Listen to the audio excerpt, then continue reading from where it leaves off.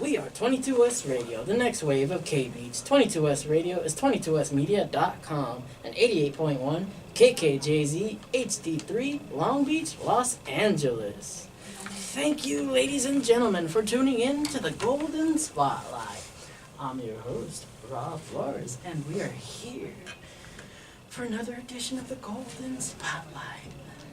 Is it on? Yes, it is. Yes, it is. Okay, cool.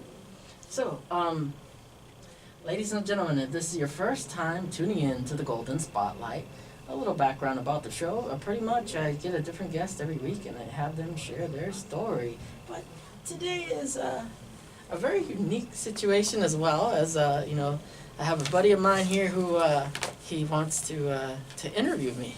Mm-hmm. That is correct. So, feel free to ask away. So first of all, my name is James Williams. I work for the Orange County Register, the Riverside Press Enterprise, and the rest of the Southern California News Group. But yeah, I've kind of been a fan of your work for some time now, Rob. And one of the things I wanted to do is, I know you're very big on asking the questions, asking maybe sometimes the tough questions. I thought I would come in here and pick your brain and ask you some questions. Cool. Ask away. So you want me to start? Yeah, go ahead. So first of all, one of the, as a journalist myself, one of the things I often face, especially as an employee for the Southern California News Group, we've gone through so many layoffs this past few months. The media is changing, and I wanted to get your opinion on where you think radio is going to be, and for you specifically, where do you see the next step in your career being, whether it's in radio, maybe a podcast form down the line? What is next for you? Well, so radio to me has meant a lot because pretty much I was experimenting back and forth when I was at Cerritos College. And like most people, they changed their minds a couple of times. I've been there as well, that's what community college is all about, I'd like to think so. Oh, yeah. And it all started with just taking Bright's class. Okay. And so Professor Bright at Cerritos College, he teaches the radio, television, and film courses. And I remember his speech about Mondo. And I remember that during every class, pretty much the orientation, the first day, he gives us a speech about how, Mondo was a student just like you, sitting down right here, and he showed a lot of dedication. He goes, I take you guys on a trip to our radio station for my classes so you can take a look and, decide for yourself if you want to be a part of it as an extracurricular activity. And I just loved it. I was hooked to it, and I remember when you first walk into that lobby, you see the Wall of Fame. And he's like, this is our Hall of Fame. And you see all these pictures. These are people who have been associated with the studio. And I remember seeing Mondo's picture. And then when I Google him, I'm like, wow, like Mondo's done so much. And so the idea that he's branched into all of these mediums. He started off as, a DJ, but he'd interview people. But then when you look online, you see that he's part of like clothing lines. He's not afraid to take on acting. And now he's got like his own editorial going on. Right. So, like, the opportunities are limitless. It's the whole idea that in media, you have to be very versatile. That's for sure. And especially for me, I did a little bit with WPMD back in the day. This is probably like 2010 maybe. So yeah, I mean, I dabbled with the radio. I think for me, it's kind of overwhelming in a way. So I give you all the credit in the world when you have that soundboard, the computer, and all the different things you have in front of you. For me, I just like looking at sporting events and just like taking in the scene and writing a little something about it, maybe shooting some video on my phone. But like, we were kind of talking about earlier, there's the editing process and everything that goes with that.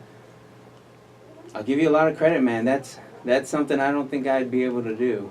Oh, well, it's all, a time process and like learning everything. It's all learning experience. Like I said, at Cerritos, I was able to, we could learn a lot at a student radio station. And, most of the stuff, the skills and stuff that I got, it came from being inspired from watching my peers. One in particular was Simon De La Cruz. And he had this show called Ethnic Soul. Okay. And I remember, I had this one day where I wanted so bad to have like a 3-day schedule. Like I was tired of having like a 4 or 5 day schedule of school. And I'm like, I'm gonna find a way to get a 3-day schedule.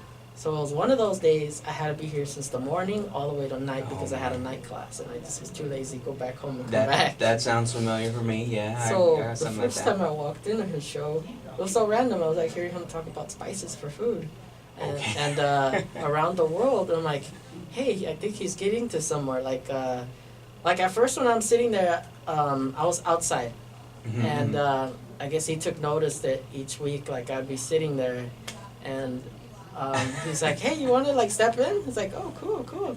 And so I'm hearing more about this particular episode. He's talking about spices of around the world and Mhm. stuff, and I'm noticing all this research and stuff that goes into the show that he wanted. Now he would interact with a robotic voice. Okay. So it turns out I guess he was doing this text to speech from home. Gotcha. So Okay. that when you're listening to the show, you really feel like he's talking to the robot of a spaceship. What? Really? Yeah, I got it. and he's taking you around the world and he's educating you about the various aspects of culture. Now, how good is WPMD about archiving stuff like that? Because that sounds Oh, like yeah. something I would wanna. I would So wanna check yeah, out. I mean, one of the things that they taught us is to, in addition to having a show that records onto the computer, we had like spindles of CDs that we buy and put into the Mhm. machine, so that as we're doing our show, it would record. And from what I understand, like Simon's getting into like voiceovers and stuff like Okay. that. And then German Sanchez was another guy who inspired me because he bought in his own little webcam, and at WPMD we had Mhm. like the monitor type camera, You're- PCs. Right. and so he'd like set it up somewhere in an angle, and that was the first I ever saw someone like incorporate video into a college show. And that was a game changer. Yeah, For you, huh? I saw that. I was like, wow, like how do you get a whole different stream of audience? Because I mean, as it is, college radio stations they already have like their own audience. Right, They got right. so many different streams that you're able to have people listen to you. So to get an extra stream to be able to listen to you is pretty cool. It was very innovative. So I'm keeping my options open. That's why I decided, to buy my own like camcorder and stuff, and just put it in the corners and just like edit and stuff, so that more people can see my stuff. And I think, first of all, I applaud you on that because I wish, not only here at Cal State Long Beach, but just in general, I'm like, invest in yourself. I tell students, my peers, other coworkers all the time, invest in yourself. And that's sometimes, even, I guess I tell myself this when I want to get a new iPhone, but even when it comes to buying a camcorder or something, I'll say, I'm just doing this to invest in myself and upgrade my equipment so I can explore different opportunities, try different things, provide storytelling in a different way. And so I think that's important, and I think that was a wake-up call there for you when you did see that little webcam to open your eyes and experiment with some other stuff. That's something I would be interested in doing myself, actually. Sometimes I'll put the phone up or I'll get on Periscope and I'll try and talk about some stuff. But again, like just being on the radio, you have to be so consistent and have different things to talk about. So, I mean, even, with the wrestling show you have, you're doing like two or three shows? You're doing two Yeah. shows and you're helping out with the president of Cal State Long Beach. Am I missing something here? Yeah, I mean, I started off here at the station. I was amazed by my orientation when you start off here at the school, you have to first go on a tour. Mhm. And when you go on the tour, they take you to a few places at school. And I remember I was amazed because obviously the trophies, Right. it's so cool. It's like shiny. I wanted to go ahead and like see Here more. at the radio station. Yeah, and I was like, oh, I gotta come back here. Once I get settled in and figure out where my classes are and stuff. And They got you hook, line, and sinker, huh? Oh, yeah. You know that's why they keep them out in the front, right? yeah. That's how they get you in here. So like, I remember I was there at Cerritos College for so long, and I got used to being Mhm. one of the guys that have been there for quite some Right. time. The And here I grizzly come vet. here as the The new grizzled guy. vet. And now I'm like, I'm lost. I don't know, anything. And then all of a sudden I get to look at the stuff. I'm like, your equipment's so much cooler. They threw you But in the there's- deep end, huh? Yeah, so I'm like, oh my gosh, your buttons all light up. I'm like, oh my gosh, like some of our stuff, it doesn't have all this stuff. I see, I remember seeing a wooden audio board A and wooden stuff like one. that. And here I see this amazing, thing here, and it's so huge, and there's so many different, you know, buttons and stuff, and different, everything's digital really written too. I looked at a little needle that just went from green to red. That's all I saw. I think I remember that during my time there. But So even with that, like, I mean, sometimes I find myself in a like, I spent maybe a few more years than I would have liked in community college. I went to Cerritos for a few years, then transferred over to Riverside City College. And those math classes, they'll get to you. Like, especially as a journalism major, the last thing you want to do is math. So that held me back a little bit. But just being there, being on the newspaper at RCC, I felt a little like I felt like I wasn't getting anywhere. I just felt like I was just going through the motions with everything else. And I would assume you probably felt the same way with the semesters you spent at WPMD. Not anything against WPMD, but when you're there for so long, you kind of get in the groove, and sometimes it's good to kind of change it up a little bit. And me being able to transfer here to Cal State Long Beach was pretty eye-opening as well, because you don't see the same 20 people at a community college. You actually get to see some different people, share different experiences, and a lot of when you kind of get directed into a journalism major per se here, you get to meet a lot of, again, not only people with different experiences, but you get to meet a lot of people who are interested in what you're doing. You get to be interested in what they're doing. And it's interesting being like on a newspaper or here at a radio station where everyone has the same goal of having a broadcasting career, a writing career, some sort of digital career like I have. I would say I'm more of a digital journalist than anything else, but yeah, just to be able to share the different experiences. I was talking with some of the guys out before the show, and they were telling me what they had going on and some of the different things like that. So it's interesting taking different classes. It's a breath of fresh air. I gotta say, especially being down here by the beach, I'm not complaining at all. Especially being over at that desert. Jeez, it could be hot. That's for sure. So. Cool. We'll get more into that in a bit after this quick break. 71% of students at Long Beach State receive financial aid. Can we talk? In 2016, Yeah, I'm just, Long Beach State I have to write it down awarded somewhere. Okay. What do you need, like a time or? Not only that, 14? each year, Yeah. more than Let me get some water real quick here. I I already know what I'm gonna ask you next. So sometimes that's why I don't like doing radio, because sometimes I'll go and I'll talk and I'm like I have a question lined up, but then I forget it.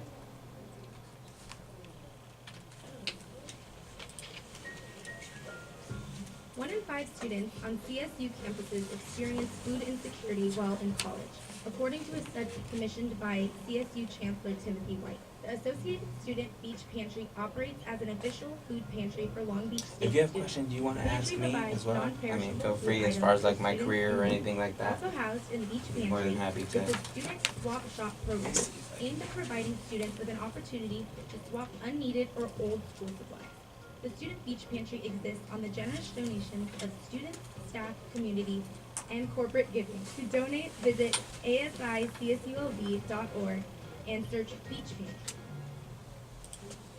Did you know that 71% of students at Long Beach State receive financial aid? In 2016, Long Beach State awarded $12.3 million in scholarships. Not only that, each year more than 1,500 students are served by Disabled Student Services, leaving no barriers in their path to an education. At the beach, we know no barriers. It's a philosophy that applies to everything we do.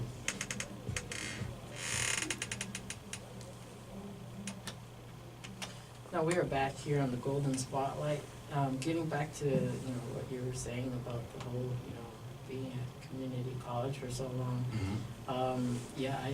It did take a toll at first. As far as self-esteem. I mean, going to visit family and all of a sudden. I already Yeah, know where like- this is going. Yeah. So and so already got their degree. What's yeah. taking you so long? And yeah, I mean, again, sorry to interrupt you, but so I have a twin brother, and I mean, we graduated high school at the same time, got into Cerritos College at the same time, but I found this thing called journalism, and I decided to spend a lot more time at the newspaper than like, I wouldn't say I didn't forget about my other classes, but I didn't take as many classes. So my brother was taking like a full load of classes, and I was taking the newspaper and like 2 other classes. So all of a sudden he's like at Cal State Fullerton, and I'm still here like, so yeah. So then my family, so when is it your turn, Mijo? When are you gonna like? I'm like, I'm getting there. I'm doing my thing. Just let's everyone be patient now. Let's not put any pressure. But so yeah, I mean, at the end of the day, like the biggest thing I personally learned from that is like, you know, you could be twins with someone your whole life, and that doesn't mean you're gonna follow the same path day for day, moment for moment. Like I am with my twin brother. So he graduated, and he's actually at Hawaii now.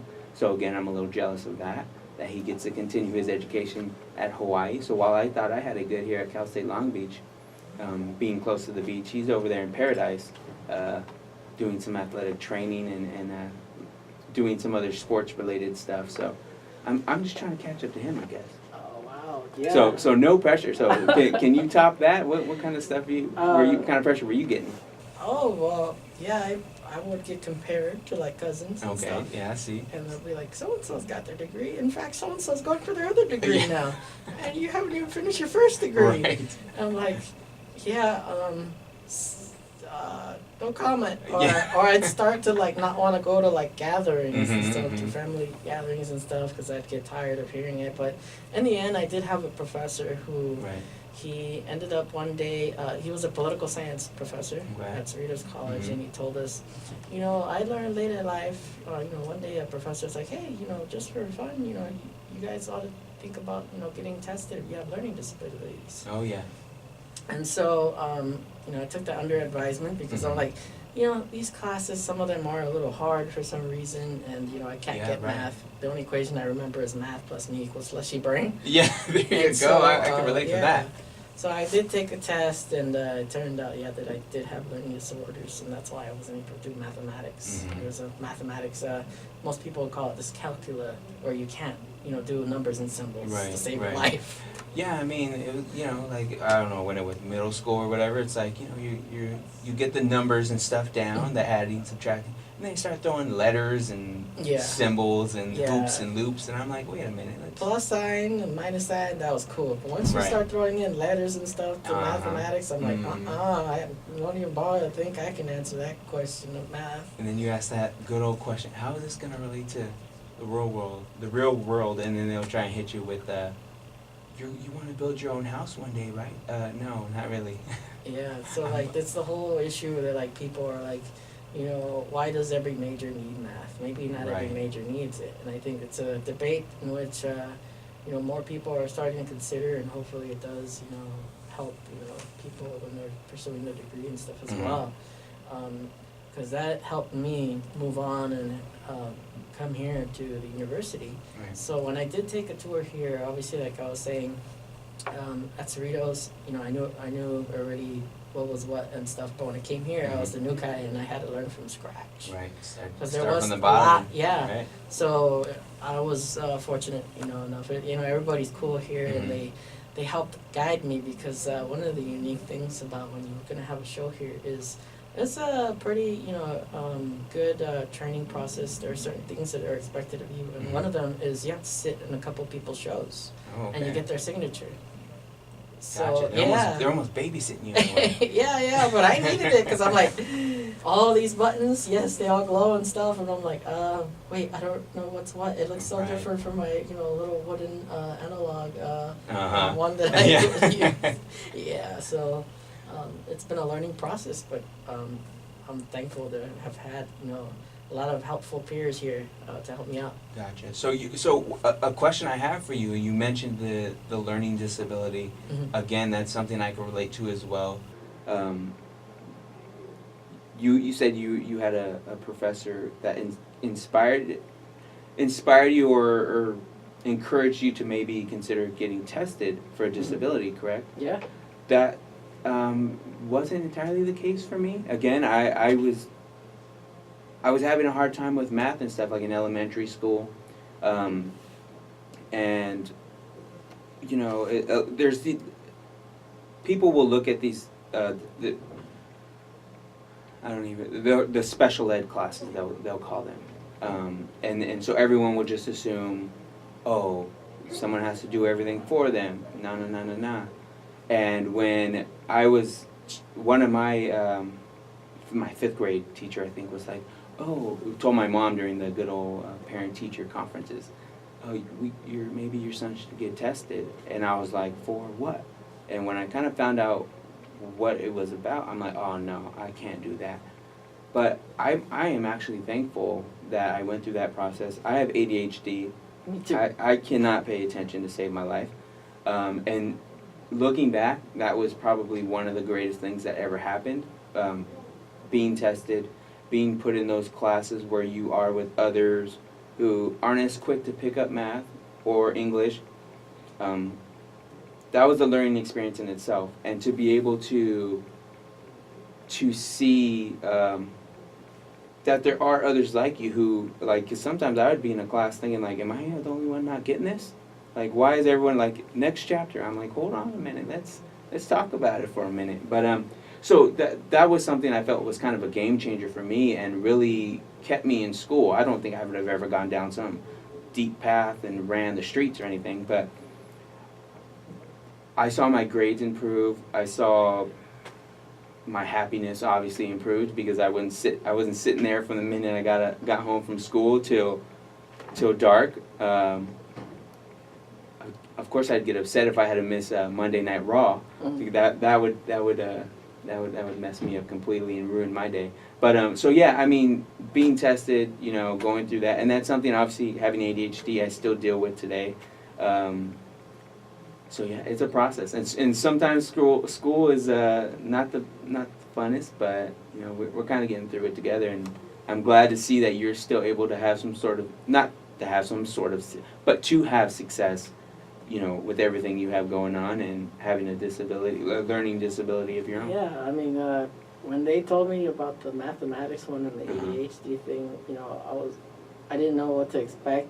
Plus, like, I didn't really research much, like, Right, what is ADHD. right. I was just like, Okay, I have so- this thing, and I'm like, okay, I can't focus on, like, book smart. Right. But I can think of other things that I'm good at, like I love electronics or Uh-huh. editing, but books are not for me. That's how it was for me. You know, if you give me a video game or something, a wrestling video game, or whatever, oh, I'm all for it. I'll be the best at that. Mhm. Put a math book in my face, no thanks. So you were talking about, at what age were you diagnosed with ADHD? No, that was just barely a year ago. Oh, so That was like last year, because okay, I was there at wow. Cerritos, and I was like, you know what, I think it's time I, get tested and find Okay, out. wow. And they're Oh, like, you know what, I you remember, finished every class except you math. know what? I remember, I think you posted something on Instagram about Yeah. it. And I remember seeing that and saying, I'm right there with you, brother, because it was relatable. And I think that's something a lot of people are afraid to do, is post stuff like that on social Mhm. media when they have a situation or whatever, because they're scared of what everyone's going to think. I mean, there are other people who could relate to that situation. And I do remember the post. I would assume I sent you a note or a comment or something, but that was pretty, I thought that was a great thing that you did. Yeah, I mean, I was so, like, emotional because I was, like, frustrated that I was there so long. Yeah, I was able to accomplish so much, and Right. I learned a lot because being there so long, I was like, okay, you know what, I'm just going to dodge math. I'm going to take Mhm. this electives, and I was taking media-related stuff always. Yes, I was taking right. radio, television courses, journalism. Mm-hmm. All these things just helped me gain a knowledge and understanding of different stuff I was taking, like the history of how, like, movies, TV, Right. radio came to be, film production, television production, screenwriting. Dang, you were all these dancing around that different math ones. class, Yeah, weren't you? I was like, nope, I'm just gonna stay here. I'm not, and I did get to the point where I was just even more like, I was in a depression because Right. also, obviously the government won't keep paying for your classes so Yeah, long. right. And they're like, hey, you've like been here so long, so like we're not gonna pay for like your Uh-huh, books and stuff right. anymore. I know how that There's goes the cutoff too, right? period. So it's Mhm. like, you know what? I just got to get tested then, and eventually a committee met. They're like, hey, he finished everything. Like, obviously he's got a medical condition. Right. Let him have his associate degrees and let him Let apply him be to on his way, universities. and we promise he'll never get in the math field.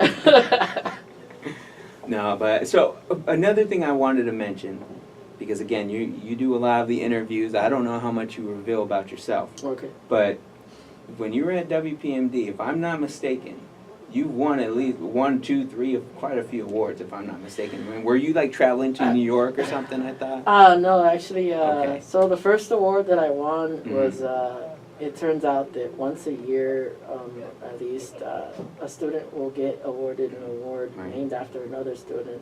It Okay. was known as Tito. Okay. So. Oh, give me a last name on it. Is it Ben?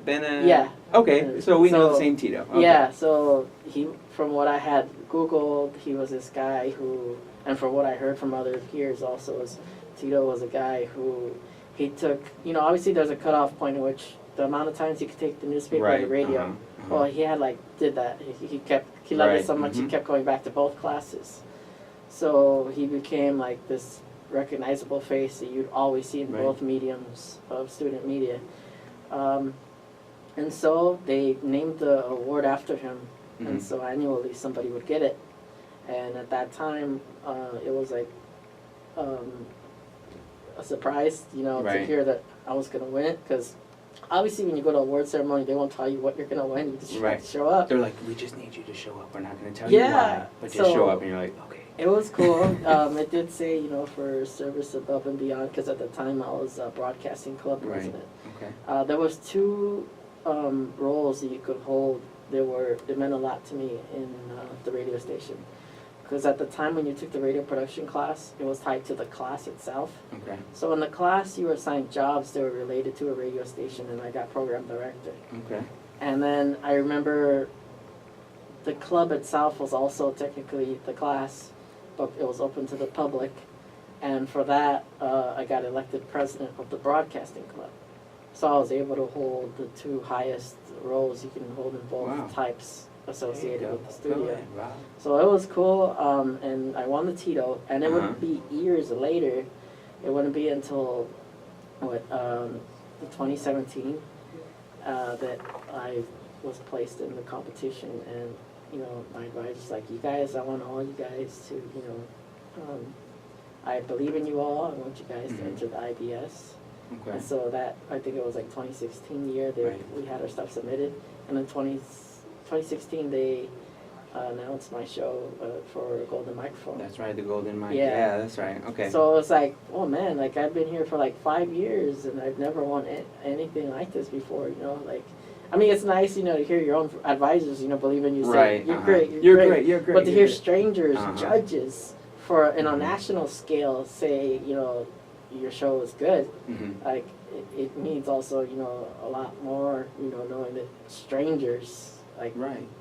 with that caliber of a competition, believed.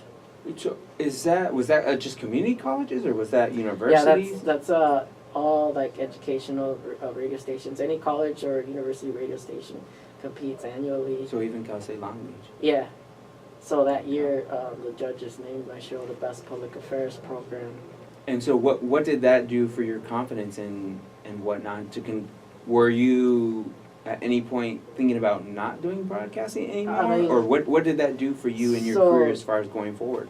Prior to that, there was a time when the radio station had shut down remember because of budget cuts. that. So I was gone for quite some time from radio, and I was Mhm. just focused on classes. And I remember it was just so depressing, and I got my mind off of it by joining student government. Okay. And so I held a PR role at the time, the Mhm. assistant commissioner of public relations. Okay. And so all I did was review posters and flyers from clubs that wanted Gotcha. to hear their stuff put on buildings and Right. stuff. And I sat on committees, and I reported the needs of the newspaper and Gotcha. stuff to the president on executive Yeah, meetings. give Telemark some more money. Yeah, so I just did things like that, just representing the Mhm. students in committees and stuff. Cool. And then eventually the opportunity came to come back to the radio station. They're like, oh, we're back on air. We're just Right. considered a club though now. Oh, really? Yeah. Is that what it was? Because I remember, I think it was 2010, I think. I was there, and that year I left. I moved. I think they were there another year because the sports show I was a part of continued for another semester. And I think that next year, they're like, oh, the program no longer exists, or runs, or did they knock down the studio, that building? Because I Yeah. remember they had the nice little window out in front. You could have like. So bring I your- remember I was gone for quite some time, and then I read online that somebody broke into the tinted window Right, the little window where right it's a above. live studio. Yeah, right. And to me, like I was so depressing because I have such a special memory of that little about window. that tinted window. Yeah. So my very first day of sitting at somebody's show, like at least right here, like we have the glass window, right? Uh-huh. We can see people outside and they Right. can see us. But at our community college, it was such a tiny little area, and it was just one little tinted window. You could see outside the grass area hill. Uh-huh. And the host that I was just like sitting during his show, he's like, "Want to see something funny?" He's all like, "Hey, you!" And like, people would like sit there and like study at that grass area. They'd Yeah. be looking around like, "Who's talking That's- to me?" Right, because And, there's like, the little speaker right yeah. outside that. So that he was window. doing it like at least like 3 times to finally. He's like, they turn around. He's like, "Have a great day." That's From awesome. here at the radio station, and I was wish I just would have like, thought of that. yeah, That's pretty he's cool. like, he's like, don't be afraid to, if you're shy, don't be afraid to, be on air. He's like, just remember, it's just you, the microphone, on the World Wide Web. Yeah, right, exactly. And everyone with an internet connection could hear you if they wanted to. So I want to get back to Tito for a minute. Okay. Did you ever meet Tito? I met him the day they presented the award. Okay, so, but not yeah. prior to that. So No. you said this was what, 2012? 12. Okay. And it wouldn't be until, 2016 that I got national Okay. award. Because I was gonna say I was on Telemark's, the Cerritos College newspaper, with Tito, and part of my whole experience with WPMD had a lot to do with Tito, and he was kind of a game changer in my career as well. I didn't interact with him a whole lot. We were on the same staff. But some of the things you were saying about him are totally true.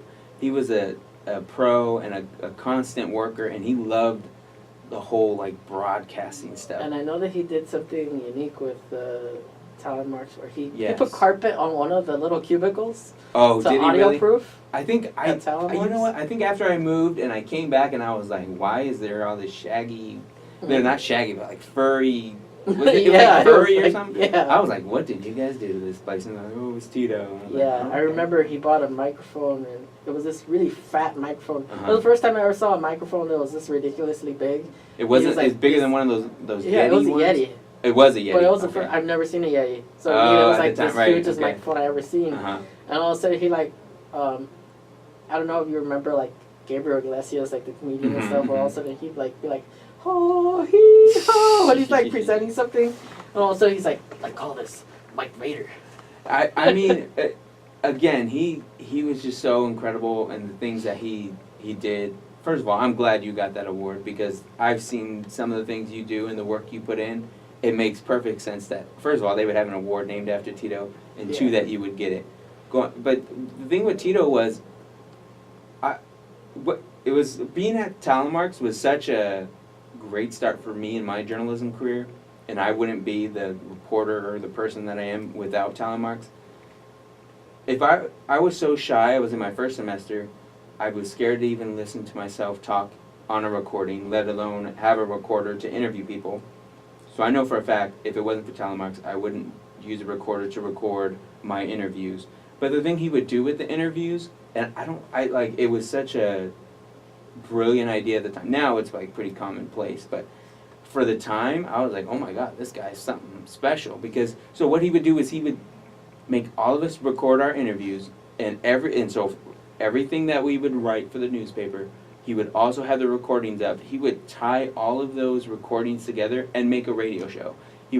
I would see him edit it, work on it in the newsroom. He would take his USB drive and march on over to WPMD, pop that thing in, and just let our stories play. And he'd chime in with a little bit of stuff, maybe have someone come in and speak live about the story they wrote. But I was like, man, this guy's doing so much behind the scenes stuff for a show. He's not just coming out and talking to a show, having everyone from the newsroom come over and talk about their story. It was actual interviews. It's kind of like you see on ABC, maybe not. Obviously this stuff is recorded, but he's sewing this stuff together, and that was so inspiring to see. Again, so shout out to Tito, if who knows if Tito listens, but I'll be sure to tag him on some sort of social media feed when we get that. out there. But yeah, I mean, I have so many questions to ask you, but I definitely wanted to mention Tito and get Tito in there. But I'm ready to talk about the next part of your journey if you don't Play mind. one more commercial, Gotcha. right? Gotta get those commercials in. Oh yeah. Here at 22 West Media, I provide So I'm gonna, videos and if it's okay, I'm gonna jump into some of like the political stuff you were doing, not political, Alright. but like your city stuff. Without even the mechanics. None of this would be possible. So that started from when you 2015, I think. when you was this because of the break from radio that you kind of got into No, that I had a thing? gun pulled on me. All right, stop right there. We'll get into that in a minute. We'll save that for the radio.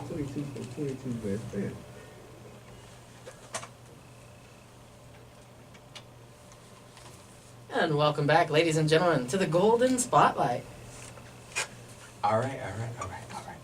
Again, I love this because you always get to ask the question. So I'm so glad that other people get to ask. Well, other people as in me get to ask you questions.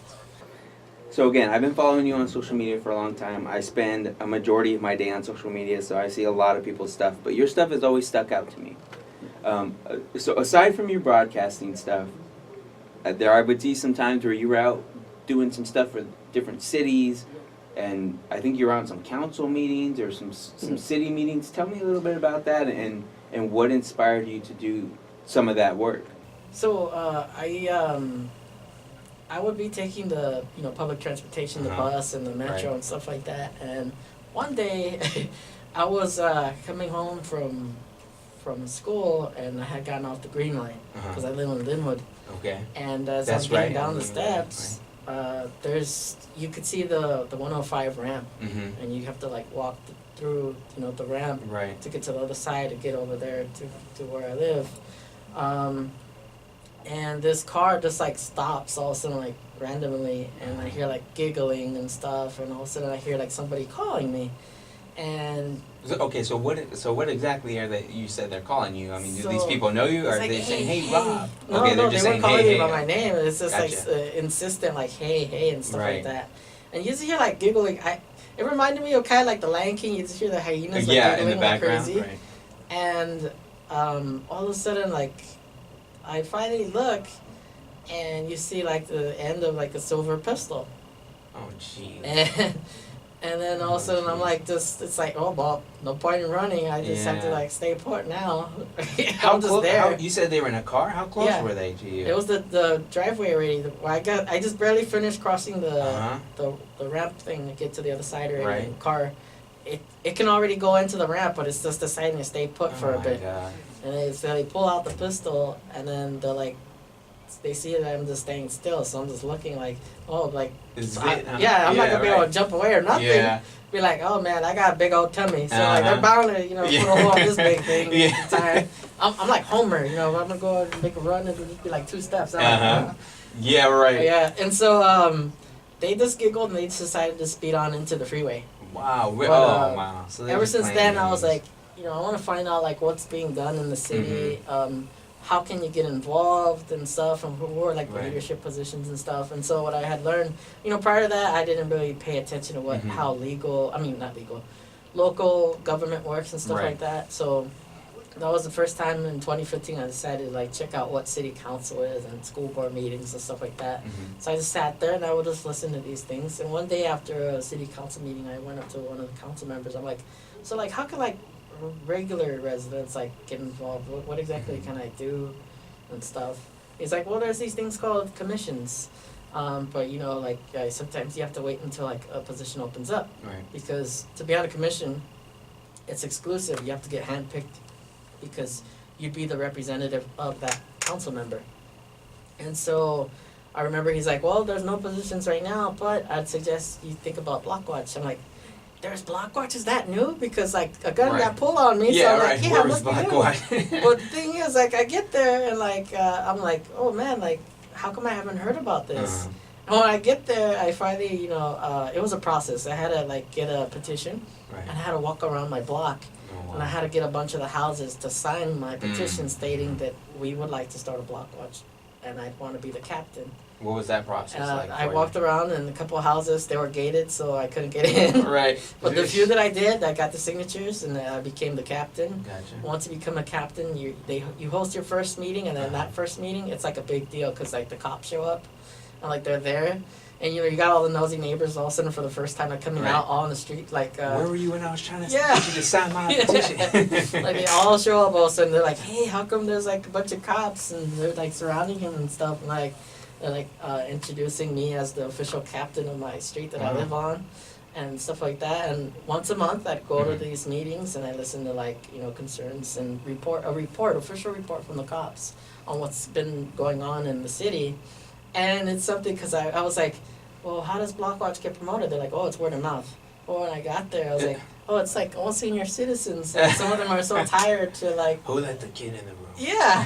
So yeah, for a while there was resistance because like I remember I was so frustrated because the whole incident about the gun and stuff. Right, I'm like, right. how come like we're not like being promoted? How come like we're not on social media? How come there's Right. not a Facebook page?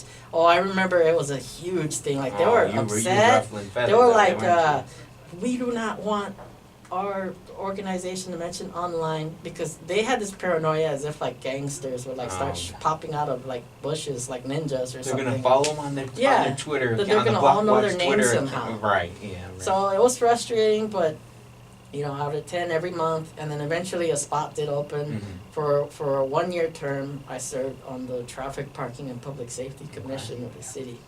And so there I listened to like people come from the city Mhm. and they're like, they'll give like a report. They'll be like, legally a handicap, here's my doctor's report. I'd like to have my curb in front of my house painted blue to Gotcha. be officially allowed to have a handicap spot. Mhm. And so our commission would like vote yes or no Right. on like stuff like that, or like think about adding stop signs in the city. So now, when you get a case like that, and they say they want it painted, are you having to go out there to check out the curb, or like, or do so you what guys just happens willy nilly is- say, nah, we're not gonna give this person a curb? No, we had so like code enforcement would give us a Uh-huh. report and stuff, Okay.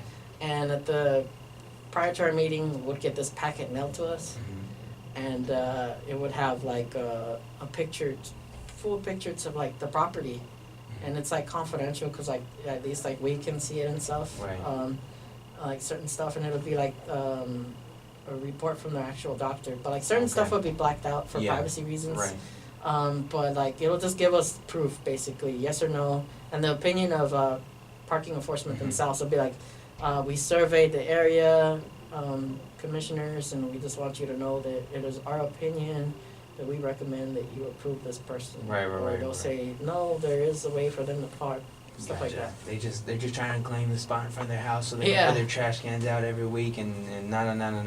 And the hard part though about being in a commission though is most of the time you're a scapegoat, because Uh-huh. like I remember like people come and complain to us about matters that aren't pertaining to us, and they'll be like, you're not doing this, and like you'll get like activists like pissed off at you. Right. And I would just remember being so upset at like situations like that.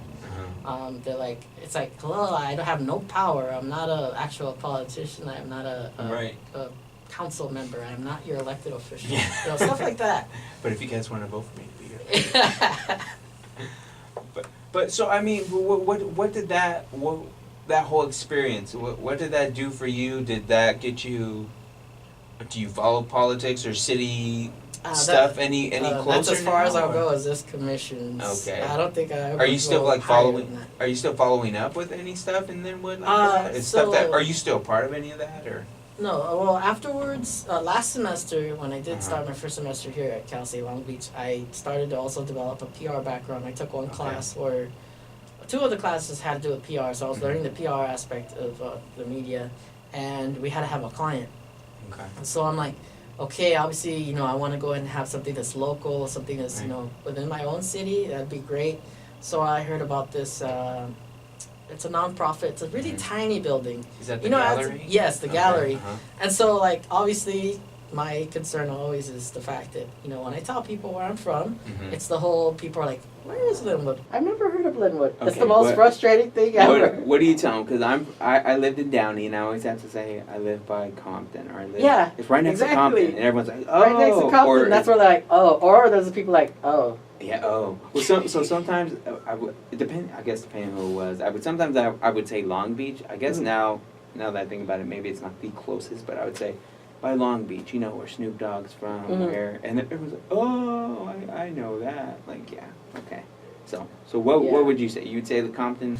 Yeah, it's down by Compton, and so I went to the gallery and I explained my situation. Oh, I have a class where I need to represent an organization, and I did stuff like doing an example newsletter, an example like cover of a magazine. But then I remember the fact that they have once a month they'll try to like promote artists or performers. They'll have an art event or an exhibit. Gotcha. And so sometimes these are people who are undiscovered or haven't had a chance to like showcase their stuff anywhere. And Right. so I would go there and I'd be like, when I was thinking about where to go, I was like, I try to Google them, but I can't find any video Right. whatsoever. So like, I remember that was the thing, my emphasis is when I have free time in my city, I'll attend these art events and I'll go take my camera and I'll record a bit of it, B-roll and stuff, and then get a few people like give me their opinion and stuff or like how was it. So the idea is people got to feel like they were there, get a little bit of a preview. Cool. See, and so the gallery had nothing like that prior, right? Not really, just because it's mainly been like yes, it's a collaborative effort, but for the most part, it's a one-man band. Roland does so much in the community. He has a day job, and then he's a commissioner, and he's got a lot going on, and so like he has done an amazing job because like when you look up the Linwood Union, like you saw like a Facebook page, and this Facebook page has gained so much in popularity. Right. And for the most part, it's all been this one guy. It's just been rolling, and it's grown so much. One guy's plan in which he was like sitting at a table all the time. I'd see him with frame photos of like old historical images of the city. Right. And I was like, wow, like I've never heard about all this stuff like before. I didn't know this and that about the city. And like he's, his emphasis is the whole, I want people to know what is Linwood, who came from Linwood, the artists that come from there, and like little trivial facts and stuff about So- the city. What would you say that whole experience? What was the biggest impact that's had on you, and what were some of the more interesting things that you learned about your city? So when I remember there was one particular frame photo that like caught my attention, and it's the water tower. Okay. And he handmade this little collage, or he cut like little like heads of like celebs, and he put them all on there. And like you see like a lot of celebrities and stuff, and you'll be like, he has this collage there, and it's a way to kind of get you to interact with him in his booth and stuff. And be like, oh, you want to find out why this particular celeb is associated with the city? Ask me. And like it'd be something like, oh, Kendrick did a music video, right. and like Compton Center is half Linwood, half Compton. Gotcha. Right. This and that was filmed here. This movie was filmed here. Weird Al is from here. Really? Like a lot Weird of that Al's stuff. from Linwood? Yeah. Huh. So I it's didn't know very interesting stuff about Linwood and stuff. Is Weird Al the biggest celebrity to come out of Linwood? I believe so. Although Suge Knight also played football. Oh, okay, well, there's Suge Knight. Yeah, actually, yeah, Suge Knight. Isn't he? He's kind of down himself in well, not kind of, but I think it's all kind of catching up to him now. But I remember seeing him at a football game because his nephew was on my high school team in Downey, so I guess that makes sense as to how local he is and his family. So at the time, I didn't know who Suge Knight was, and this was in high school.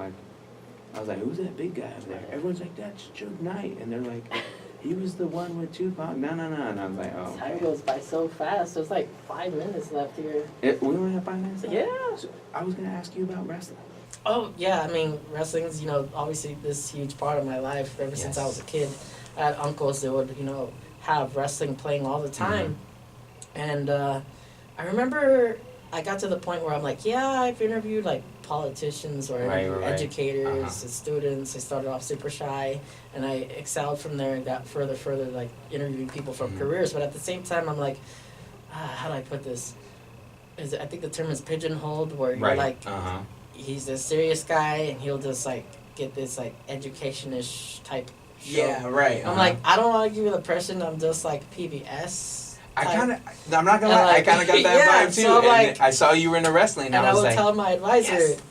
you know, I happen to be like a wrestling fan. I Uh-huh. grew up with it the whole time. And I remember one time I told my advisor, and he was like, I don't know, like, I don't know if it's possible to talk pro wrestling a whole hour. I don't see if it's physically possible to Now, talk that long. if you look at iTunes now, oh my god, Yeah. so many wrestling So I remember podcasts. Ethan, Uh-huh. he happened to be a wrestling fan, and he had the reputation that most people thought he was super quiet. And I'm like, hey, just like me. Right. And But I'm you like, get him something- when I see something- on social media all this wrestling, Uh-huh. I'm like, I'm gonna get him to be a guest on my interview show, but I'm gonna use that time while my advisor's sitting outside to listen, and I'm gonna try to get him to talk all wrestling. There you go. And like, I'm like, hi, you heard that? You heard that? And like, okay, we'll Ah, audition. got him. Yeah, so we got him to go ahead and see that, you know, there's potential Mhm. in wrestling, and so we started it there, and then we brought the pro wrestling show here now to the university. Awesome. So, what is the earliest match you remember? Oh man, probably like Attitude Era stuff.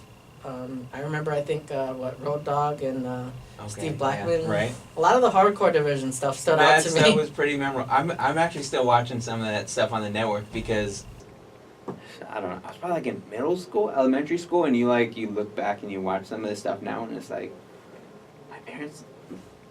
I don't know if I would say my parents let me watch it, but it was just kind of like, I don't think they knew. I mean, because my parents knew what wrestling was because of Hulk Hogan and Andre the Giant, so maybe they just thought it was that same old good wholesome, eat your vitamins and say your prayers type deal, but the Attitude Era was everything but take vitamins and say your prayers. It was a wild time. I think the earliest match I remember was we randomly got these action figures. It was a 4-pack: Goldust, Shawn Michaels, Bret Hart, and the Ultimate Warrior. So, and still, I don't think we really knew what it was all about. One day we were flipping through the channels and there was a wrestling pay-per-view on. For some reason, we got it.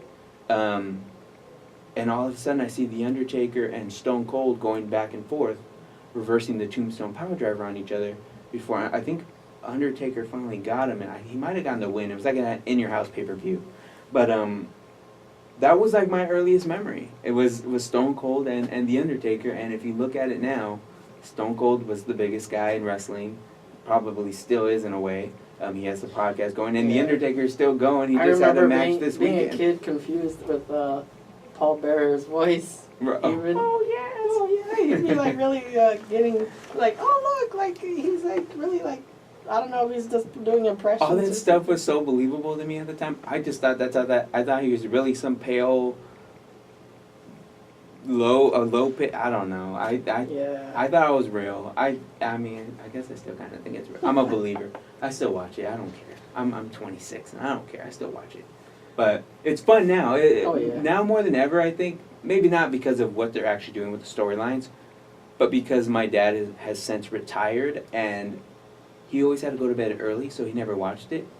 But now that I'm in college and I'm like, The network has done so much now. yeah, and he watches it and he keeps me up to date on it, and I'm like, Dad, why didn't you watch wrestling when I was younger? We would have had a blast. But I don't, There's it is only what it is. A so. minute left, but well, time goes by fast. They always say that with doing a radio show. Yeah, we got to get you a 2-hour show next. Isn't that the next goal, right? And then we're Well, gonna get you doing a whole marathon. Or I something? enrolled in the intern class next semester, so that's also another thing that is on my path. Is I gotta search for internship, and I'd like to aim for a movie studio or a radio station. Okay. Because Uh-huh. places like that, they don't pay you to be an intern, and Right. you need to be in an intern class. So that's probably gonna be the next step, or something like that. I see internships all the time on social media and stuff, so I'll be sure to send some stuff your way, and we'll see where it goes. All right. Well, ladies and gentlemen, this concludes this episode of the Golden Spotlight. Until next time, folks. Thank you for taking the time to be here. Thanks for having me. Appreciate it.